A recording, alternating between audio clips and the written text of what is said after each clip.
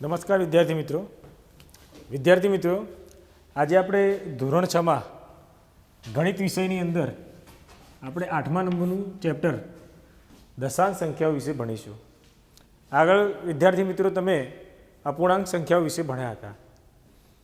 રીત બધી એ રીતે જ છે, પણ અહીં હવે એક નવી વસ્તુ આવે છે દશાંશ। દશાંશ એટલે આપણી ભાષામાં આપણે કહીએ તો પોઈન્ટ। તમારે પોઈન્ટવાળા રકમો અને પોઈન્ટવાળા જે દાખલા છે એ અહીંયા ગણવાના રહેશે।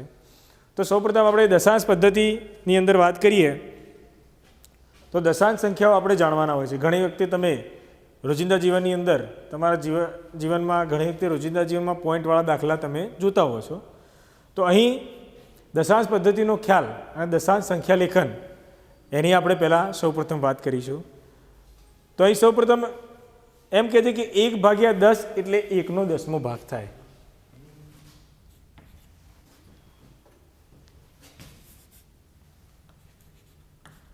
1/10 એટલે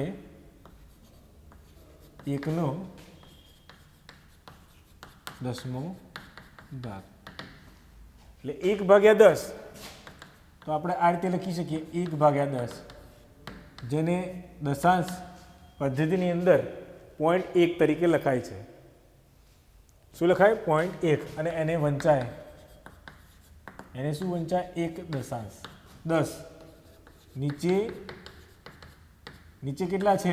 10, એટલે એને શું વંચાય? દશાંશ। શું વંચાય? દશાંશ। ત્યારબાદ 1/100 એટલે કે 1/100 ભાગ। 1/100 ભાગ। 1/100 ભાગ એટલે 1/100।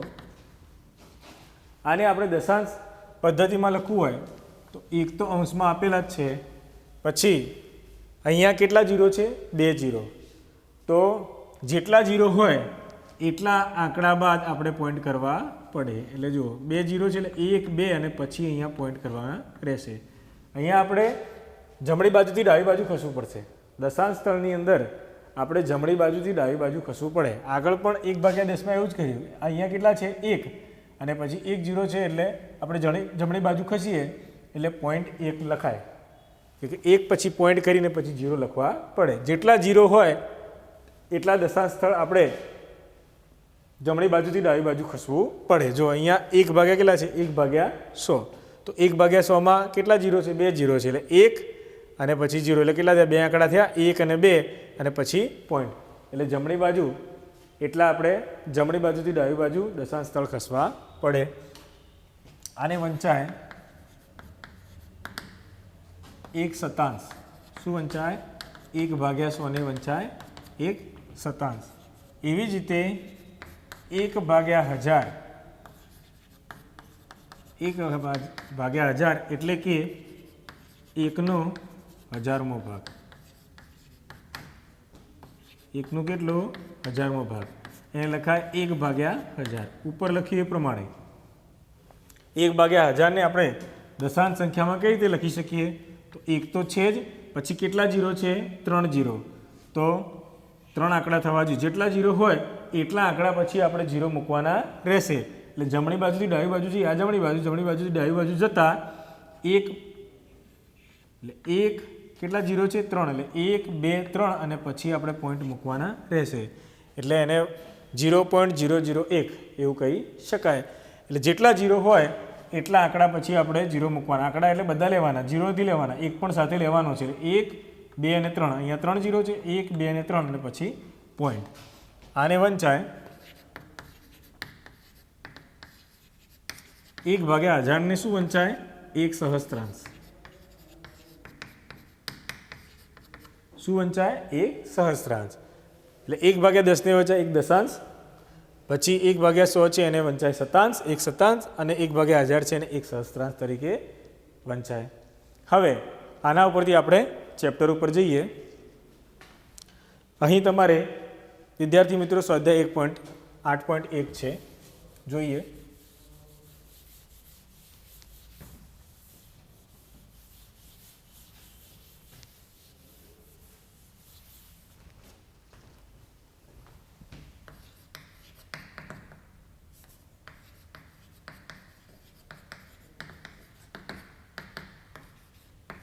સ્વાધ્યાય 8.1 શું કહે છે?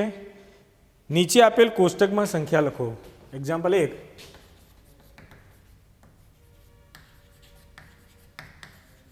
નીચે આપેલ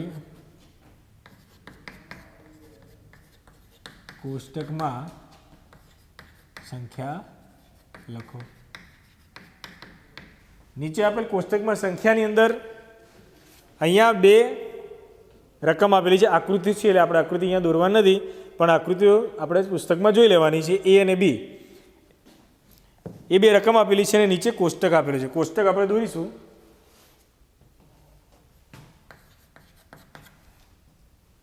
સો, પછી દશક, પછી એકમ અને દશાંશ.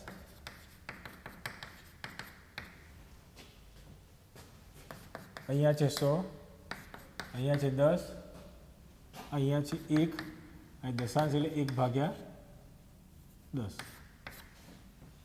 આ રીતે કોષ્ટક આપેલું છે.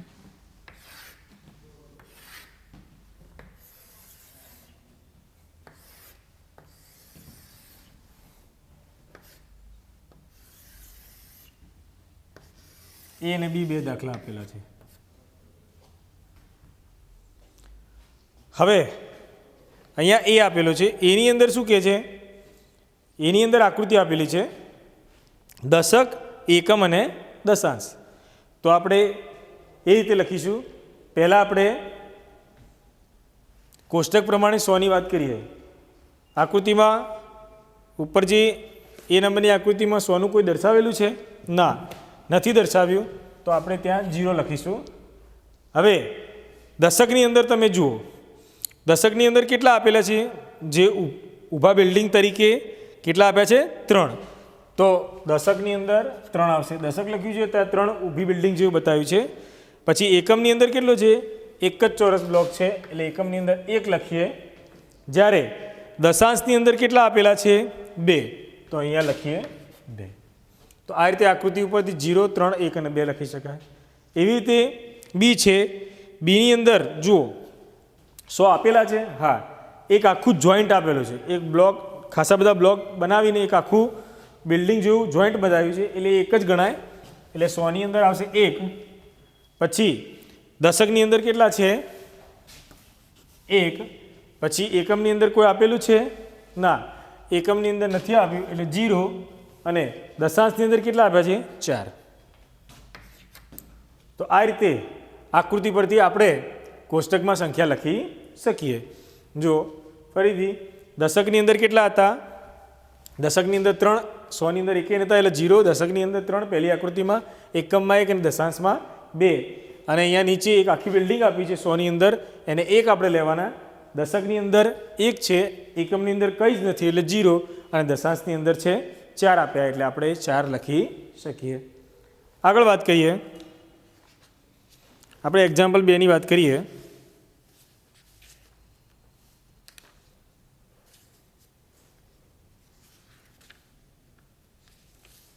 જોઈએ શું કહે છે એક્ઝામ્પલ 2માં કે નીચેની દશાંશ સંખ્યાઓને સ્થાન કિંમતના કોષ્ટકમાં લખો.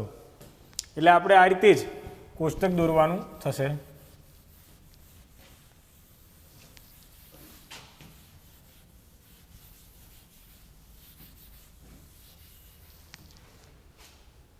નીચેની દશાંશ સંખ્યાઓને સ્થાન કિંમતના કોષ્ટકમાં લખો.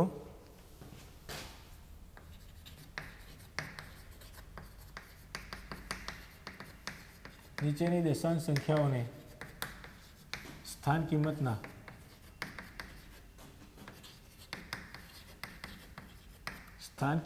કોષ્ટકમાં લખો.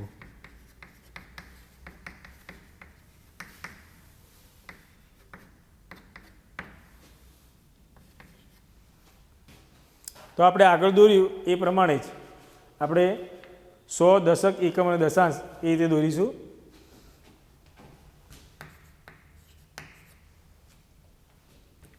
એ છે 19.4. એમાં 100, પછી દશક, પછી એકમ અને દશાંશ.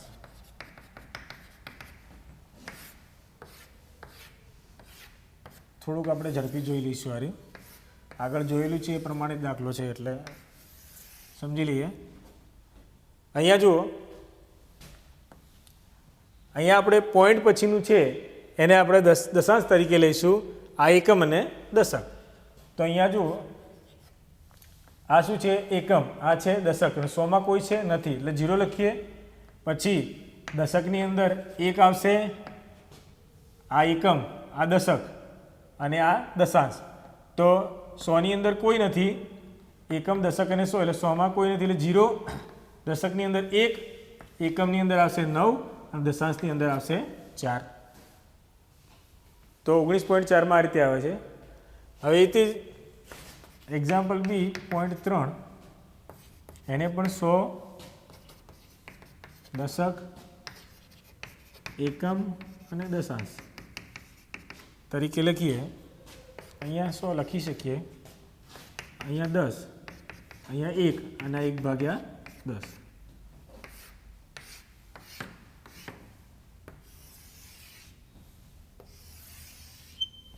જોઈ લઈએ ખોટો. અહીંયા પણ જુઓ, દશાંશમાં છે, અહીંયા એકમમાં ફક્ત 0 છે, દશકમાં પણ નથી અને 100માં પણ નથી એટલે 100માં આવશે 0, દશકમાં પણ 0 આવશે. પછી એકમની અંદર શું આવે છે? 0 અને દશાંશમાં આવશે 3. તો 0.3ને આપણે કોષ્ટક સ્વરૂપે આ રીતે લખી શકીએ. આપણે આગળ એક્ઝામ્પલ ડી લઈએ.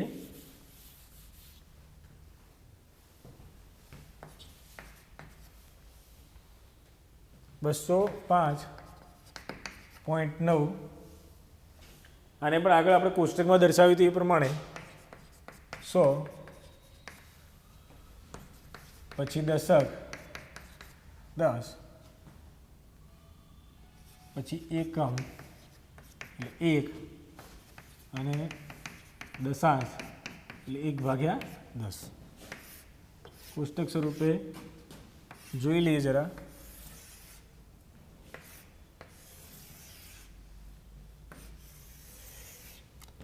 રકમમાં શું છે? 205.9. આગળ કહ્યું તો એ પ્રમાણે પહેલાં આપણે એકમ, દશક અને 100 ઉપર જઈએ. તો એકમ, દશક, 100ની અંદર તમે આગળથી પણ લખી શકો અને પાછળથી પણ લખી શકો. તો અહીંયા પહેલાં જોઈએ એકમ, તો એકમમાં કેટલા આવશે? 5. દશકની અંદર 0 અને 100ની અંદર 2. આગળનામાં 100 અને દશક નહોતા પણ આની અંદર એકમ, દશક, 100 બધા છે એટલે આપણે પહેલાં એકમનું લખ્યું, પછી દશકનું, પછી 100નું અને પછી દશાંશ. પોઈન્ટ પછીનો જે આંકડો આવે છે, પોઈન્ટ પછીનો જે આંકડો આવે દશાંશમાં આવશે એટલે કેટલા છે? 9. તો 205.9 દશાંશ એટલે પોઈન્ટ પછીનો જે આંકડા આવે એ દશાંશમાં આવે.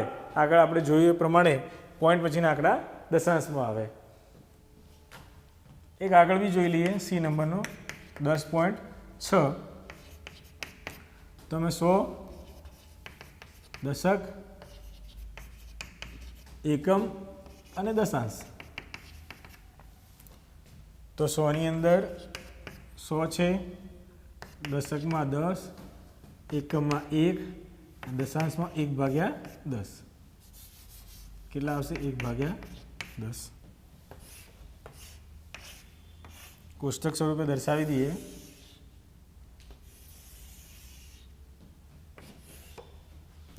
હવે અહીંયા પણ જોઈએ તો એકમ અને દશક છે, 100 છે નહીં. તો એકમની અંદર કેટલા આવશે? 0. આ એકમ, પછી દશક. આ પોઈન્ટ છે એને દશાંશમાં આપણે લેવાનું. વિદ્યાર્થી મિત્રો ખ્યાલ આવ્યું? પોઈન્ટ છે એને આપણે શેમાં? દશાંશના કોષ્ટકમાં લખવાનું રહેશે. આપણે એકમ અને દશક જોવાનું.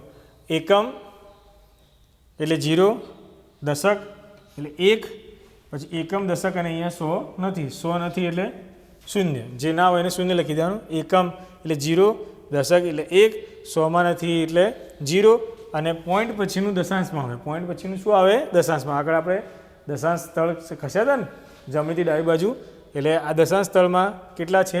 6. એટલે એકલા 6 આપણે લખી દેવાના. તો આ રીતે 100, દશક, એકમ અને દશાંશને આપણે કોષ્ટક સ્વરૂપમાં દર્શાવી શકીએ. આવી રીતે તમે બીજા મહાવરા જાતે કરી શકો. એક ફોર એક્ઝામ્પલ તરીકે આપણે લઈએ.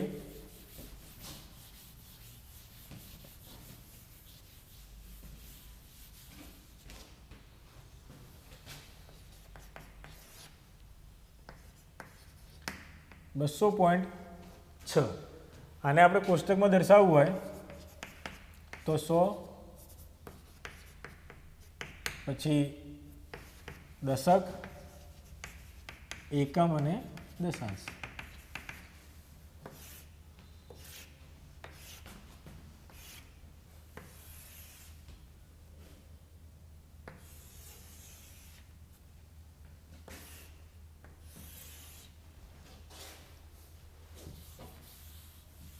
જોઈ લઈએ તો જો પોઈન્ટ પછીના જે આંકડા છે એને આપણે એકમ દશક 100 તરીકે લઈએ. અહીંયા 200.6 છે, આને આપણે દશાંશ તરીકે લેવાનું છે 0.6 ને.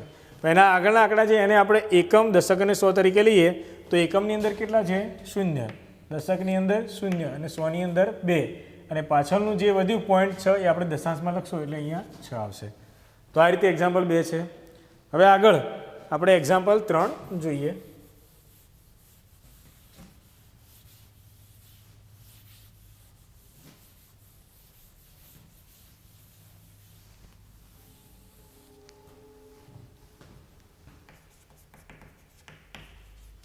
એક્ઝામ્પલ 3 શું કહે છે?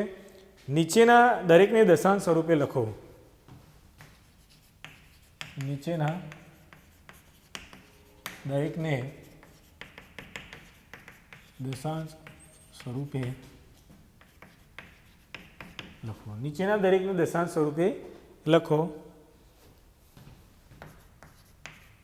એમાં એક છે 7 દશાંશ. આગળ આપણે પહેલું જ ભણ્યા હતા ને કે 1/10 એને શું બોલાય? 1 દશાંશ. તો અહીંયા આપણે 7 દશાંશને શું લખાય? 7/10. તો એને લખાય 0.7. કહી દઉં ને કે 1 0 હોય તો 1 0 હોય એટલા આંકડા પછી આપણે જમણી બાજુએ પોઈન્ટ મૂકવા પડે. તો અહીંયા 1 0 છે એટલે એક આંકડા પછી આપણે 0 મૂકવું પડે 0.7. 7 દશાંશને 0.7 લખાય. એક્ઝામ્પલ બી છે 2 દશક અને 9 દશાંશ.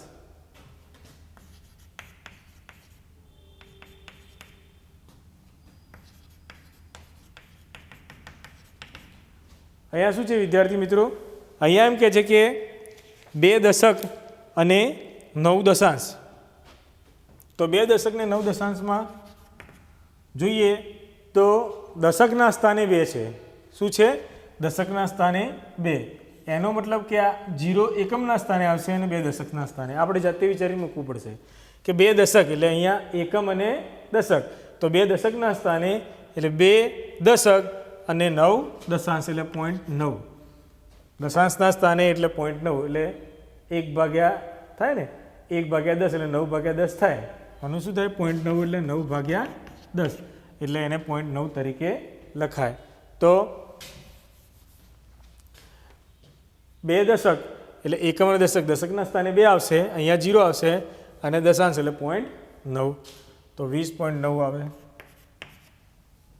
પછી ત્રીજો એક્ઝામ્પલ 14.6. 14.6 અહીંયા છે જ લખેલું જ છે ડાયરેક્ટ 14.6. તો 14 અને અહીંયા 0.6 ડાયરેક્ટ બતાવેલું જ છે. જે રીતે આપેલું છે એ રીતે તમે ડાયરેક્ટ લખી શકો. શું લખાય? 14. તો 14.6 એ તમે ડાયરેક્ટ લખી શકો છો. આગળ એક્ઝામ્પલ ઈ જોઈએ. 600.8.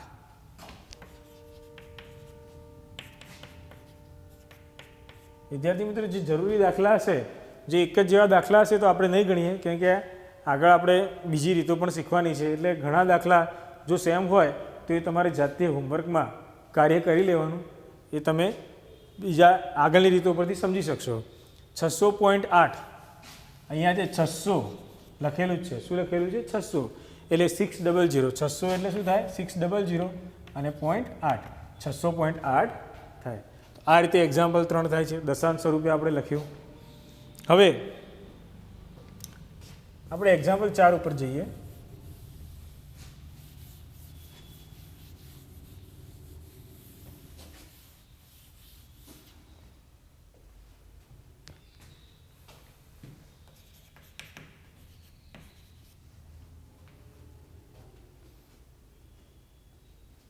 નીચેના દરેકને દશાંશ સ્વરૂપે લખો.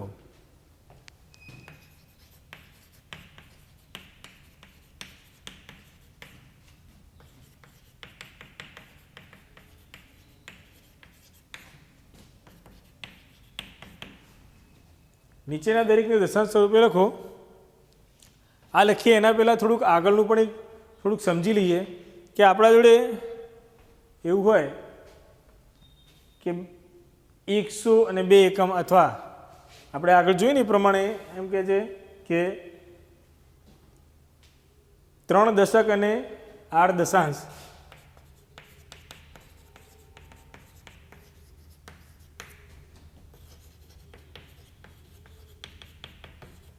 આ રીતે હોય તો એના ઉપરથી જલ્દી આપણને એક્ઝામ્પલ 4 ખબર પડશે.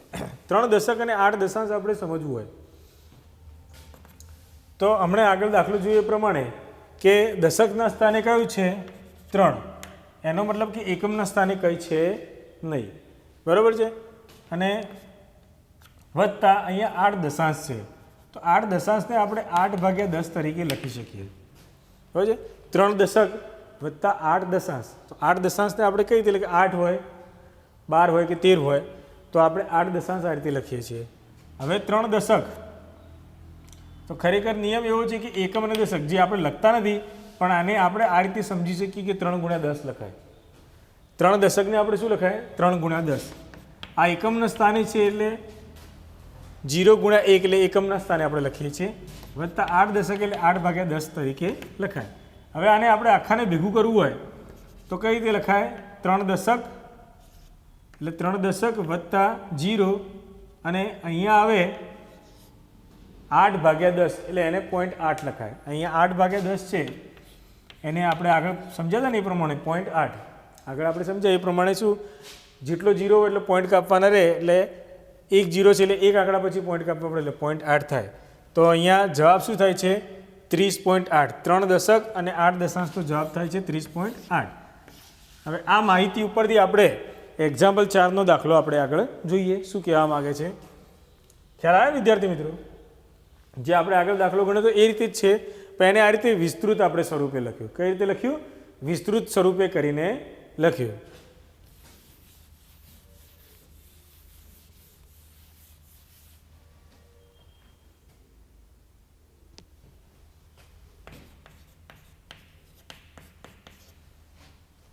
દશાંશ સ્વરૂપે આપણે લખવું હોય તો આપણે આગળ કર્યું એ પ્રમાણે પોઈન્ટ તમે કાપી શકો છો.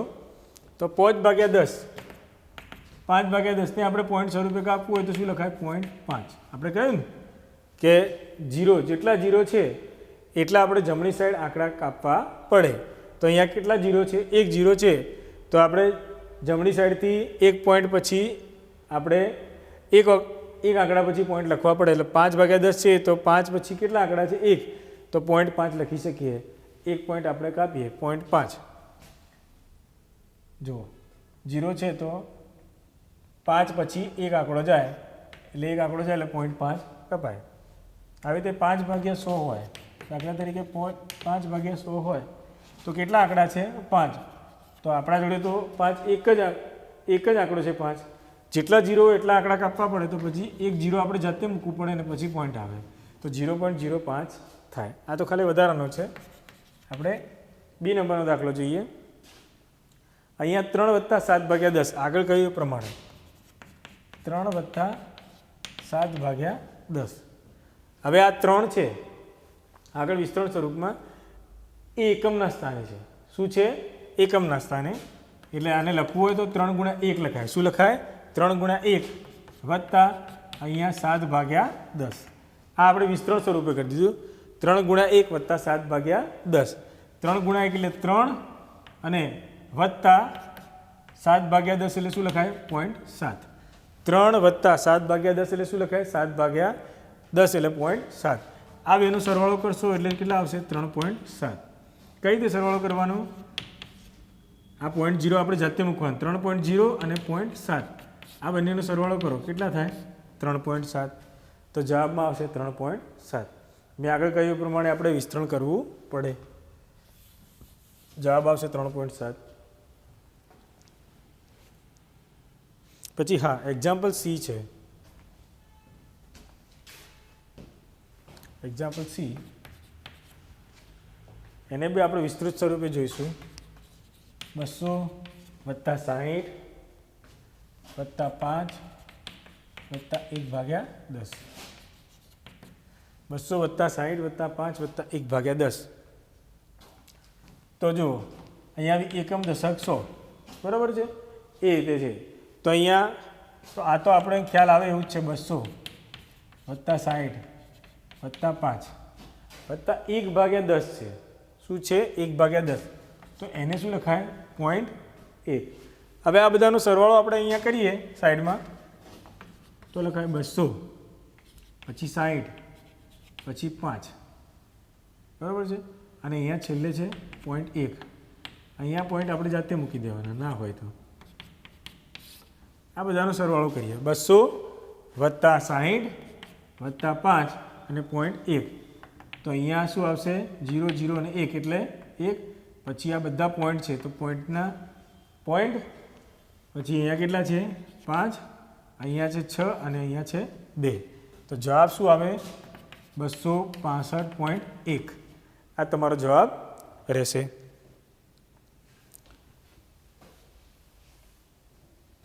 પછી એક્ઝામ્પલ ડી.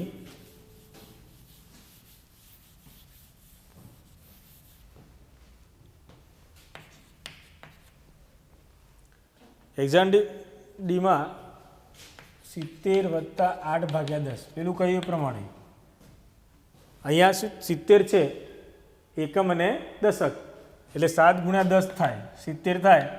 તો એ તો 7 × 10 એટલે 70 તમે કરી જ શકો. 70 વત્તા 8/10 છે એટલે એને શું લખાય? 0.8. હવે 70 ને 0.8નો આપણે સરવાળો કરવો હોય તો 70.0 આ 0 આપણે જાતે મૂકવો પડે, કેમ કે અહીંયા 0.8 છે એટલે પોઈન્ટની નીચે પોઈન્ટ આવે એ રીતે આપણે જાતે ગોઠવણી કરવી પડે. 70.0 કેમ મૂક્યા 0.0? કારણ કે આપણે 0.8 છે એ ગણતરી કરતાં ફાવે એટલે 70ના પાછળ 0.0 આપણે જાતે મૂક્યા કે આપણને સરવાળો કરતે ગણતરી કરતાં ફાવે એટલે 70.8. તો અહીંયા 0 અને 8નો સરવાળો 8 પોઈન્ટ, અહીંયા 0 અને 7. તો જવાબ શું આવશે? 70.8. આ રીતે તમારો જવાબ રહેશે. પછી આગળ જે મહત્વના દાખલા હોય આપણે જોઈશું એફ. એક્ઝામ્પલ એફ છે.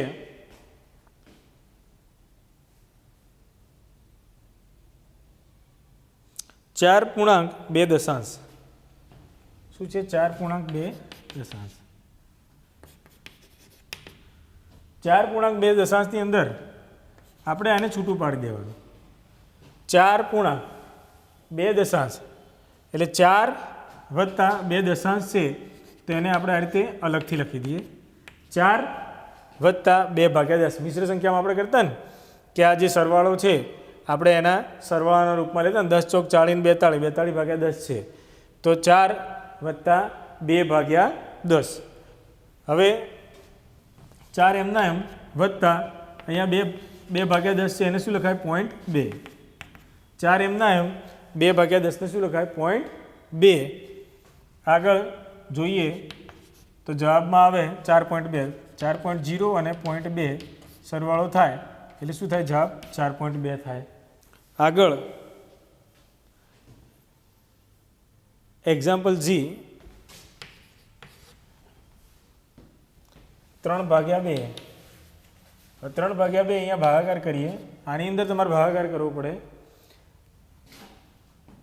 અહીંયા 2 એકા 2,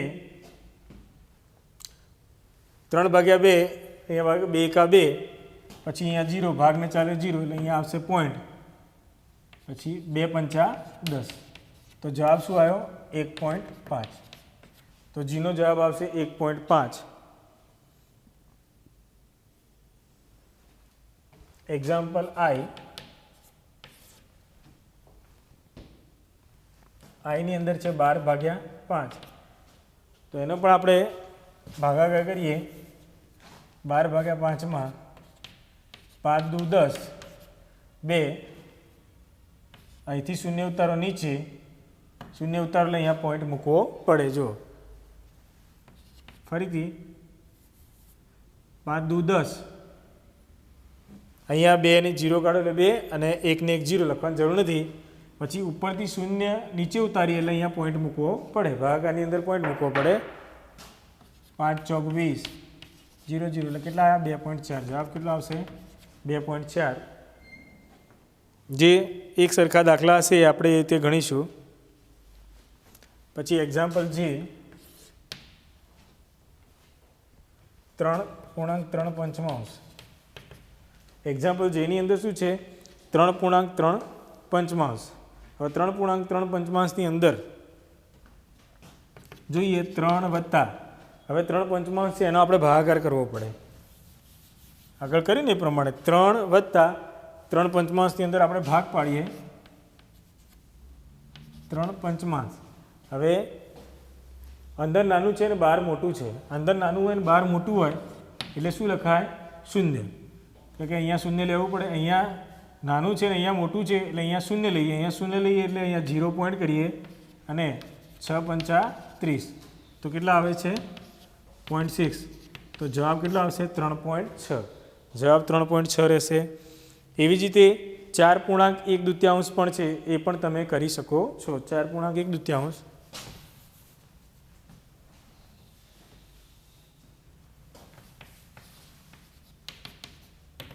તો 4 વત્તા 1/2 એટલે અડધો અડધાને શું કહેવાય 0.5 તો જવાબ આવે છે 4.5 તો આ રીતે તમે એને દશાંશ સ્વરૂપે લખી શકો છો દરેક રકમને દશાંશ સ્વરૂપે લખી શકો હવે એક્ઝામ્પલ 5 જોઈએ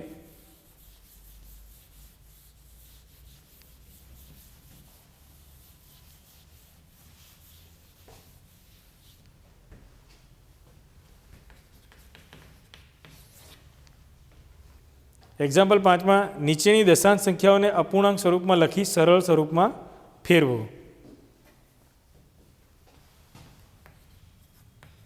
નીચેની દશાંશ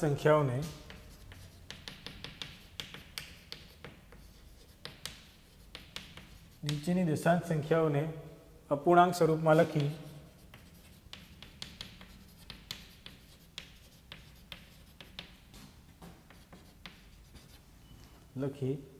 સરળ સ્વરૂપમાં ફેરવો સરળ સ્વરૂપમાં ફેરવો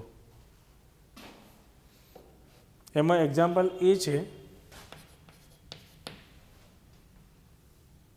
0.6 તો આપણે આગળ કહીએ ને એ પ્રમાણે કે આને વંચાય 6 દશાંશ અને 6 દશાંશને આગળ કહ્યું તો એ પ્રમાણે કે જો 6/10 હોય તો જેટલા 0 હોય એટલા પોઈન્ટ કાપવા પડે એટલા આંકડાનો એટલે જો અહીંયા 6 છે અને 6 પછી 1 પોઈન્ટ કાપવા પડે જમણી બાજુ આપણે જમણી બાજુ ખસીને પોઈન્ટ કાપવા પડે એટલે 0.6 થાય એટલે 0.6 ને આપણે શું લખાય અહીંયા 6/10 હવે આ 6/10 નો આપણે આગળ અવિભાજ્ય અવયવ પાડતા હતા એવી રીતે સરળ સ્વરૂપમાં ફેરવવાનું છે શું લખ્યું છે અપૂર્ણાંક સ્વરૂપમાં લખીને સરળ સ્વરૂપમાં હવે 6/10 0.6 ને આપણે અપૂર્ણાંક સ્વરૂપમાં શું લખ્યું 6/10 હવે આપણે સરળ સ્વરૂપમાં ફેરીએ 2 × 3 = 6 અને 2 × 5 = 10 તો 2 ઉડી ગયા એટલે જવાબ શું આવે 3/5 આવે છે પછી બી એક્ઝામ્પલ બી આવે છે 2.5 તો 2.5 ને શું લખાય 25/10 પોઈન્ટ પછી એક આંકડો છે એટલે એક આંકડો હોય એટલે આપણે 0 લખવા પડે એકની પાછળ એટલા 0 લખવા 2.5 છે પોઈન્ટ પછી કેટલા આંકડા છે 1 2 હોય તો 100 લખાય એટલે એક આંકડો છે એટલે 10 લખાય 25/10 એને સરળ સ્વરૂપમાં ફેરવીએ 25 તો 2 × 5 = 10 5 ઉડ્યા એટલે એને સરળ સ્વરૂપમાં કહી શકાય 5/2 એવી જ રીતે એક્ઝામ્પલ ડી છે જે મહત્વના જરૂર દાખલા હશે એ જ આપણે લઈશું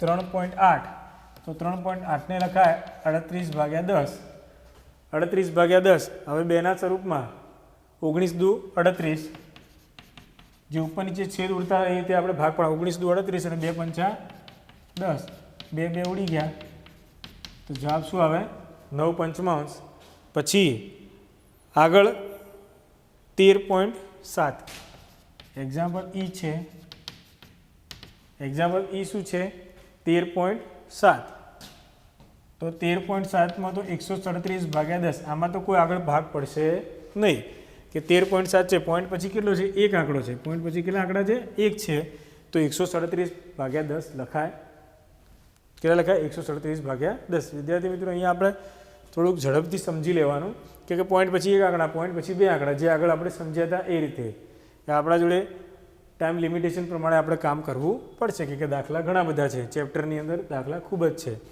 એટલે થોડું એ રીતે સમજવું પડશે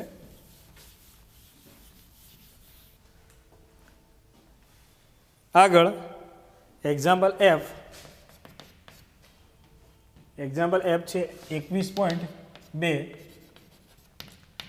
તો પોઈન્ટ પછી એક આંકડો છે એનો મતલબ કે ભાગ્યા 10 આવશે તો 212/10 હવે નીચે તો આપણે ભાગ પાડીએ 2 પંચા 10 તો આ ઉપર પણ 212ને આપણે બેના સ્વરૂપમાં અવિભાજ્ય અવયવ પાડવો પડશે ભાગ પાડવા પડશે તો અહીંયા 2 એકા 2 પછી 1 આવે 2 એકા 2 પછી 1 આવે ભાગ ન ચાલે એટલે 0 પછી આવે 2 છંગ 12 એટલે કેટલા આવશે 0 0 2 × 106 તો 2 × 106 106 × 2 એટલે શું થાય 212 2 2 ઉડ્યા એટલે જવાબ શું આવે 106/5 તો આ રીતે તમે એક્ઝામ્પલ 5 ગણી શકો છો હવે એક્ઝામ્પલ 6 છેલ્લો અહીંયા એક્ઝામ્પલ છે જે આપણે સમજી લઈએ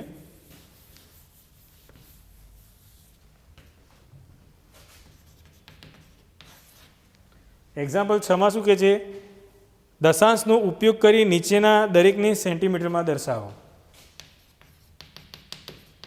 દશાંશનો ઉપયોગ કરી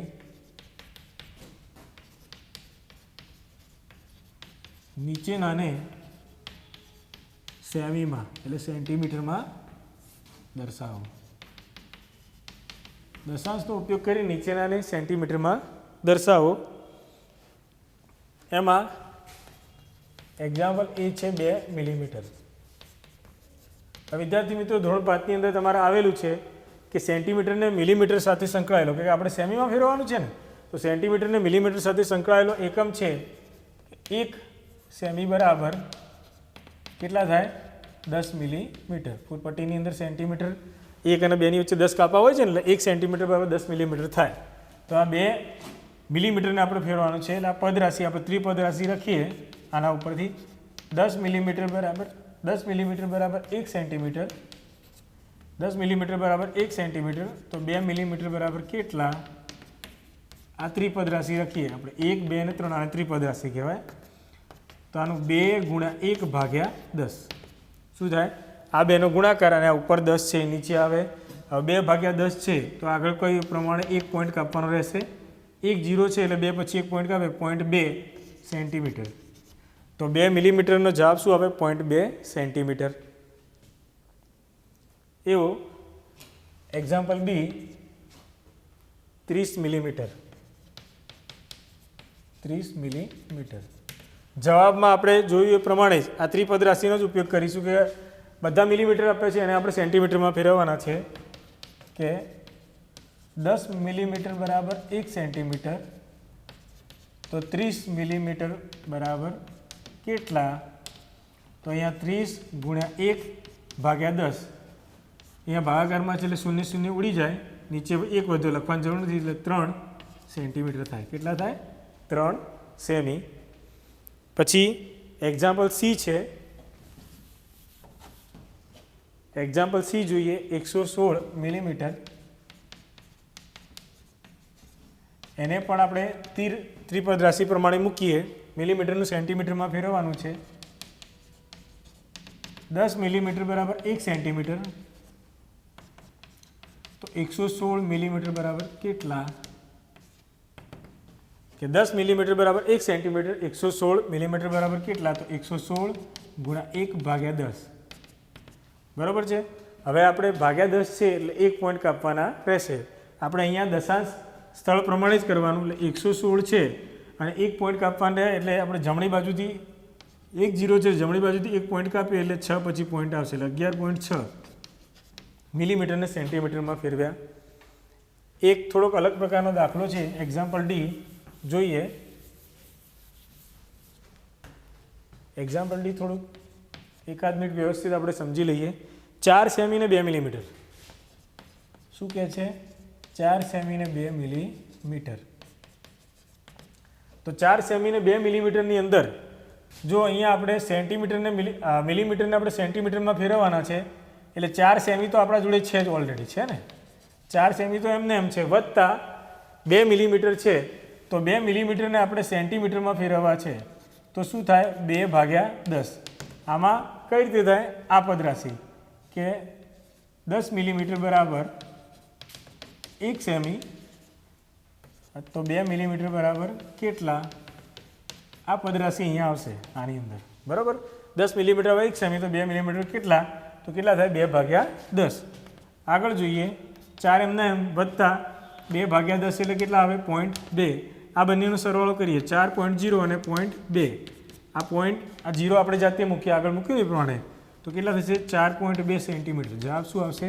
4.2 સેન્ટીમીટર થાય. અહીંયા ખાસ આ સમજવાનું છે કે 2 મિલીમીટરનું આપણે ત્રિપદ રાશિ મૂકવાનું, મિલીમીટરને સેન્ટીમીટર ફેરવું હોય તો 10 મિલીમીટર બરાબર 1 સેમી તો 2 મિલીમીટર કેટલા? તો 4.2 સેન્ટીમીટર થાય. અહીંયા છેલ્લો એક્ઝામ્પલ એફ છે. એક્ઝામ્પલ એફ જોઈએ, 83 મિલીમીટર. તો 83 મિલીમીટર શું કહે છે? પદ રાશિ આપણે લખીએ 10 મિલીમીટર બરાબર 1 સેન્ટીમીટર તો 83 મિલીમીટર બરાબર કેટલા? તો જવાબમાં લખીએ 83 ગુણ્યા 1/10. 1 0 છે એટલે આપણે પોઈન્ટ કાપીએ 83ની અંદર. 83માં આપણે જમણી બાજુ ખસીએ, 83 છે એક પોઈન્ટ જમણી બાજુ ખસીએ એટલે કેટલા આવે? 3 પછી એક પોઈન્ટ આવે એટલે 8.3 સેન્ટીમીટર થાય. તો આ રીતે એક્ઝામ્પલ 6ની અંદર મિલીમીટરને આપણે સેન્ટીમીટરમાં ફેરવ્યા. જોઈ શકો છો.